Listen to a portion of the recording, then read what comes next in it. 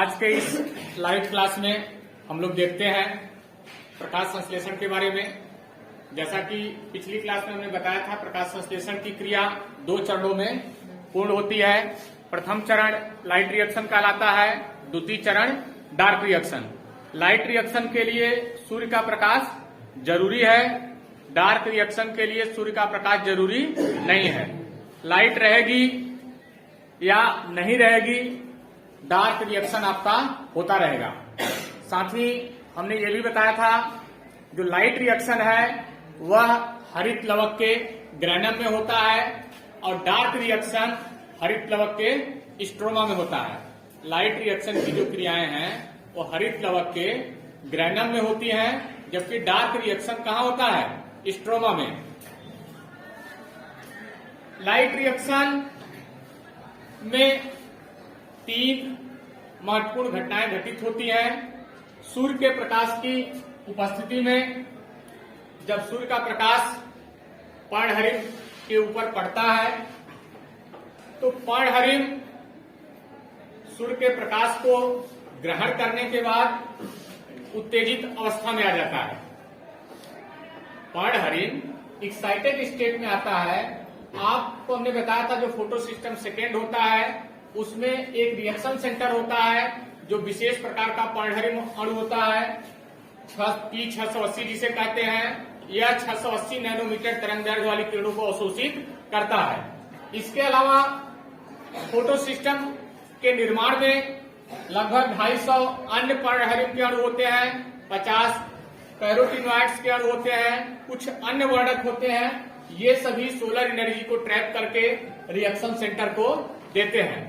तो उत्तेजित अवस्था में जब पर्णहरिम आ जाता है तो इलेक्ट्रॉन इसके नाभिक से दूर चला जाता है और वह इलेक्ट्रॉन दूसरा इलेक्ट्रॉन ग्राही, जिसे थियोफाइटिन कहते हैं, वह ले लेता है। जिससे इलेक्ट्रॉन निकलता है उसका ऑक्सीकरण होता है और जिसमें जाता है उसका अपचयन होता है। पर्णहरिम ऑक्सीकृत हो गया और वह इलेक्ट्रॉन गया थियोफाइटिन के पास, थियोफाइटिन को अपचयित कर दिया। रिडॉक्स पोटेंशियल के आधार पर ये विभिन्न इलेक्ट्रॉन ग्राही व्यवस्थित होते हैं। किसके आधार पर? Redox potential. ये रिडॉक्स पोटेंशियल क्या है? रिडॉक्स पोटेंशियल किसी भी परमाणु की, अणु की इलेक्ट्रॉन को ग्रहण करने की क्षमता होती है, ठीक है ना। जिसका रिडॉक्स पोटेंशियल कम होता है वह इलेक्ट्रॉन को त्यागता है और जिसका अधिक होता है वह ग्रहण करता है। वह क्या करता है? ग्रहण करता है। इलेक्ट्रॉन थियोफाइटिन से जाता है प्लास्टोक्यूनोन के पास और जब थियोफाइटिन से प्लास्टोक्यूनोन के पास जाता है तो यह ऑक्सीकृत हो गया पुनः और यह अपचयित हो गया। प्लास्टोक्यूनोन से इलेक्ट्रॉन जाता है साइटोक्रोम B6 F कॉम्प्लेक्स के पास और जब इलेक्ट्रॉन प्लास्टोक्यूनोन से साइटोक्रोम B6 F कॉम्प्लेक्स के पास जाता है तो एनर्जी रिलीज होती है, ऊर्जा मुक्त होती है। यह ऊर्जा एटीपी को इनऑर्गेनिक फास्फेट से जोड़ करके एटीपी बना देती है। एटीपी के साथ इनऑर्गेनिक फास्फेट को जोड़ देती है, एटीपी का निर्माण होता है। फिर इसके बाद electron cytochrome B6 F complex से जाता है प्लास्टोसाइनिन के पास और प्लास्टोसाइनिन से इलेक्ट्रॉन चला जाता है P700 में। कहा चला जाता है? P700 में।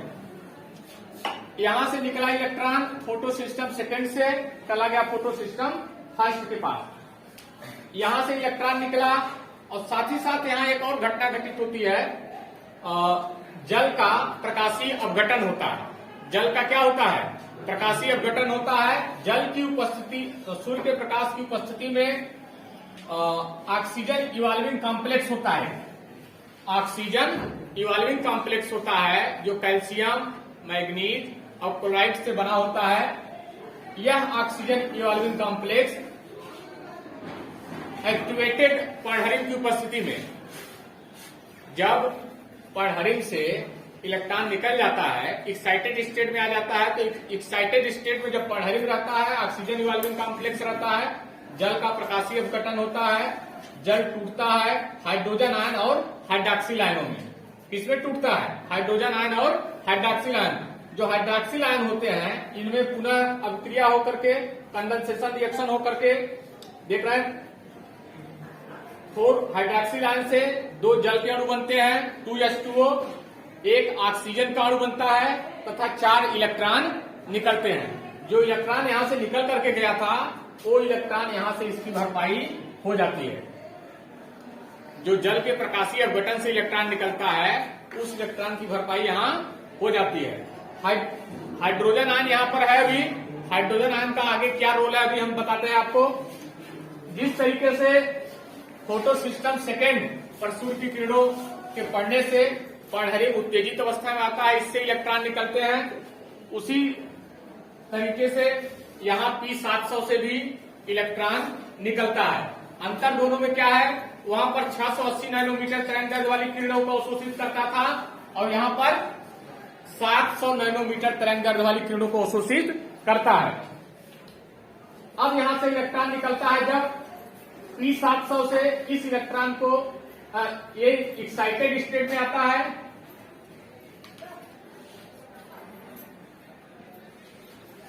सूर्य की किरणें जब इस पे पड़ती हैं तो किस स्टेट में आता है, उत्तेजित अवस्था में। उत्तेजित अवस्था में आता है तो इससे इलेक्ट्रॉन निकलता है। इस इलेक्ट्रॉन को एक ए नाम का आयरन सल्फर प्रोटीन ग्राही है जो उसे ग्रहण करता है। यह आयरन सल्फर प्रोटीन ग्राही अपचयित अवस्था में आ जाता है इलेक्ट्रॉन को ग्रहण करने के बाद, फिर इलेक्ट्रॉन को दे देता है फेरिडॉक्सिन को और खुद ऑक्सीकृत हो जाता है और फेरिडॉक्सिन को अपचयित कर देता है। यहां से इलेक्ट्रॉन के पास 2 रास्ते हैं।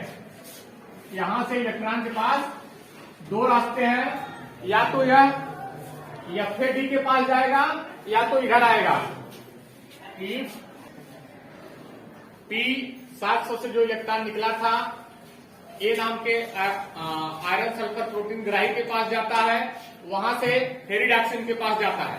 फेरिडॉक्सिन से इलेक्ट्रॉन के पास 2 रास्ते हैं, या तो FAD से होते हुए NADPH2 के पास चला जाएगा या तो यहां से लौट करके साइटोक्रोम B6F कॉम्प्लेक्स के पास चला आएगा। यहां साइटोक्रोम B6F कॉम्प्लेक्स के पास तभी लौटता है जब इफ नो NADP+ अवेलेबल, जब अंदर सेल के अंदर NADP+ उपलब्ध नहीं रहेगा तभी इलेक्ट्रॉन इधर आएगा, और NADP+ उपलब्ध रहेगा तो इलेक्ट्रॉन ऊपर जाएगा। ठीक है ना। यहां से फेरिडॉक्सिन से इलेक्ट्रॉन जाएगा FAD के पास, और FAD क्या करता है, उस इलेक्ट्रॉन को दे देता है FADH2 को। किसको दे देता है, FADH2 को। यहां पे देख रहे हैं इलेक्ट्रॉन इधर से आ रहा है और जल के प्रकाशीय अपघटन से जो यहां से हाइड्रोजन आयन निकला था, यह हाइड्रोजन आयन भी जाकर के इसके साथ जुड़ जाता है, FADH2 का निर्माण होता है। ठीक। FADH2 अपने हाइड्रोजन को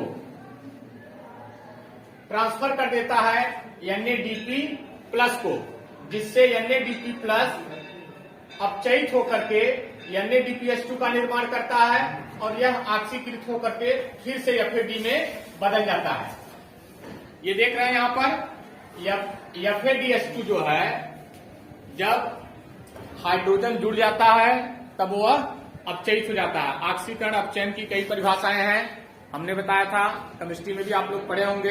loss of electron is oxidation and gain of electron is reduction.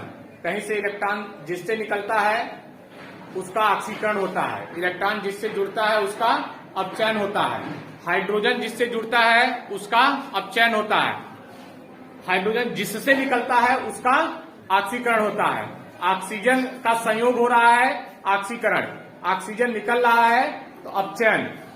ऑक्सीकरण अपचयन की कई परिभाषाएं हैं, एक बार आप देख लीजिएगा रसायन विज्ञान में फिर से। जहां पे हाइड्रोजन जुड़ेगा जिसके साथ उसका अपचयन होगा और जिससे हाइड्रोजन निकलेगा उसका ऑक्सीकरण होगा। ठीक। तो यहां पर FADH2 अपने हाइड्रोजन को NADP+ को दे दिया तो NADP+ हाइड्रोजन को ग्रहण करके अपचयित हो गया। क्या हो गया, अपचयित, और यह ऑक्सीकृत हो गया। क्या हो गया, ऑक्सीकृत हो गया और FAD+ के रूप में फिर से आ गया और यह FAD+ यहां से इलेक्ट्रॉन यहां से इधर से जल के प्रकाशीय अपघटन से निकलने वाले हाइड्रोजन आयनों को ग्रहण करके फिर से FeDH2 का निर्माण कर रहा है। तो लाइट रिएक्शन के दौरान जो प्रकाशीय अभिक्रिया होती है, इस प्रकाशीय अभिक्रिया में 3-4 महत्वपूर्ण घटनाएं हैं। पहला, सूर्य के प्रकाश की उपस्थिति में क्वार्डहरिन का एक्साइटेड स्टेट में आना। दूसरा, जल का प्रकाशीय अपघटन। तीसरा, ऑक्सीजन का निकलना। चौथा, जो मेन मोटो है लाइट रिएक्शन का, मेन उद्देश्य है एटीपी और NADPH2 का निर्माण। यही एटीपी और NADPH2 की जरूरत डार्क रिएक्शन में पड़ती है। इसी एटीपी और NADPH2 की जरूरत कहां पड़ती है? डार्क रिएक्शन में। लाइट रिएक्शन इसीलिए होता है एटीपी बने और NADPH2 बने। लाइट रिएक्शन कहाँ होता है? लाइट रिएक्शन ये सारी अभिक्रिया हरित लवक के ग्रैनम में। ये जितने भी वर्णक होते हैं, जो पिगमेंट होते हैं, हरित लवक आप बताए हैं क्लास में। हरित लवक के अंदर सिक्के के ढेर जैसी संरचनाएं होती हैं, जिसे थाइलेकोइड्स कहते हैं। थाइलेकोइड की जो झिल्लियां होती हैं, उसी झिल्लियों में ये विभिन्न प्रकार के इलेक्ट्रॉन ग्राही उसी में धंसे रहते हैं। और जब इन्हें रिडॉक्स पोटेंशियल के आधार पर अरेंज किया जाता है, इन इलेक्ट्रॉन ग्राही को तथा फोटोसिस्टम्स को किसके आधार पर? रिडॉक्स पोटेंशियल के आधार पर, तो एक जेड लाइक स्ट्रक्चर बनता है। देख रहे हैं ना, यहां से ये देख रहे हैं कैसी संरचना बन रही है? जेड की तरह है ना, जेड की तरह बन रही है ना, इसलिए इसको जेड स्कीम भी कहा जाता है। कभी कभी जेड स्कीम पूछता है परीक्षा में, जेड स्कीम के नाम से पूछ देता है। नेक्स्ट वीडियो में हम आप लोगों को डार्क रिएक्शन के बारे में बताएंगे।